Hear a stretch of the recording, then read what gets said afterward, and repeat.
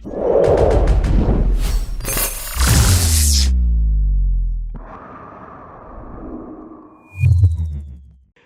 humans, and welcome to another episode of Gen X Gamer. I can't believe this happened this week when I have finals, when I'm moving, when I'm doing all kinds of stuff, guys, and I have very little time to produce these videos, so I'm just doing them in chunks. You know, I have been one of the biggest critics of Karl Jobs and how he's handled himself during this whole thing. To me, this whole trial was just stupidity on his part, regardless of that. I'm not going to say something that I know isn't true. Victory has many fathers, but defeat is an orphan. You know, I'm amazed at how many people were supporting Karl and who now feel that he lied to them. You know, if you haven't followed this, like a lot of us have, you know, you just take it at face value, and they're painting this guy out to be, I guess, a fraudster when it comes to raising money for what he got sued for. And I think this takes away from the genius of Billy Mitchell's lawyers. They really did a power move, right? They really did a power move on Karl and his team that they were not ready for, right? This is why I like following this stuff, guys. This is why, you know, like I've been involved in lawsuits and business, and you always learn different things, right? When you see these things come about. Now, the reason some people are confused is because the lawsuit, when it ended with the victory of Billy Mitchell on what Karl actually did wrong per Australian law. And let me just say this judge was fair. If you followed the trial, he was very fair. People now are, you know, Monday morning quarterbacking saying, no, he was biased, he was bought off. None of that crap. None of that crap. The only thing that happened here is that Karl Jobs got out-lawyered because he was nickel and diming his team. And I'm going to break it down for you right now. If you guys remember to Karl Jobs' video, and I believe he's actually, if you go to his Twitter right now, he's actually mentioning it because he had put up another video, I guess, and he took it down, which was a sponsored video. He had something he had to do, and people saw it as a poor taste, of course, especially with the allegations that are being made. But if you look at that original video, there's actually a letter of concern there that was sent by Mitchell's team. In that letter, right? In that letter, it does mention, you know, the cheating and other things, but it's there.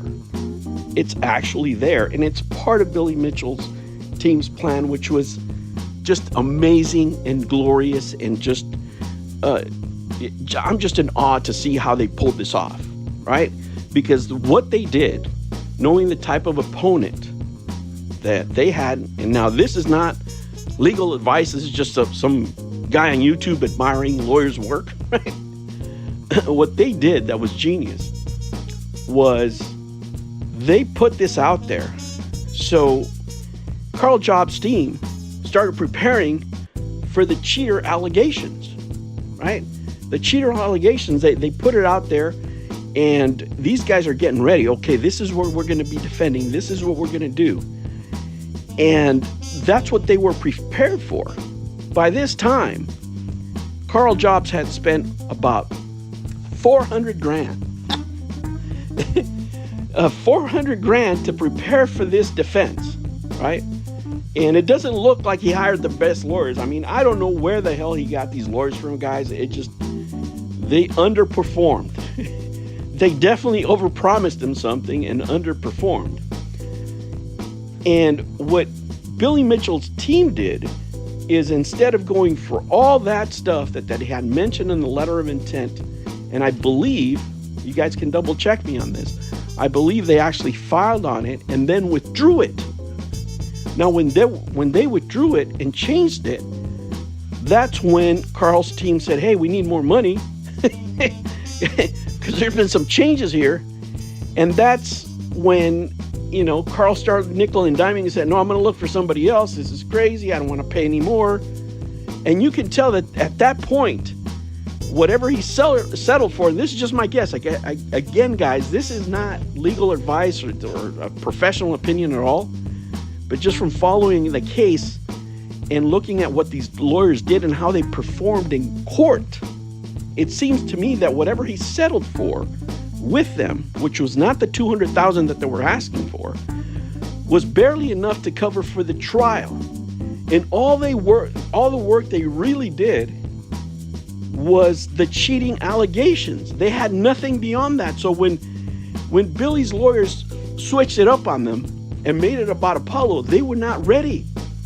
They still were using the same research and defenses that they had before, which had nothing to do with the modified claims. And when he was fundraising based on that letter. And if you look at that letter of concerns, it mentions the cheating allegations, it mentions a bunch of stuff. So that's what he used to start defending himself, and that's how he got donations. Now, at the end, it turns out that the power move by these lawyers really destroyed Carl.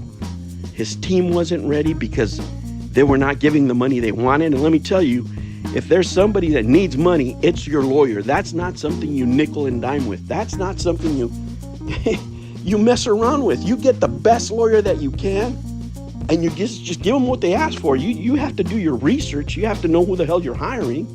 You got to get you some killers, man. You got to get you some sharks, right? You want the kind of lawyers that would sell their own mother in order to win a case. That's the kind of lawyers you need. You don't need nice guys. And that's not what Carl hired. These were not the best of the best. Clearly outmaneuvered throughout the trial. And nothing put it better than this power move that they did.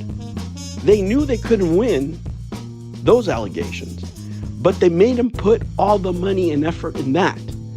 And once they did and they switched it up, they figured out, this is just my reasoning, that Carl wasn't going to be able to afford it much longer, even if they went to trial.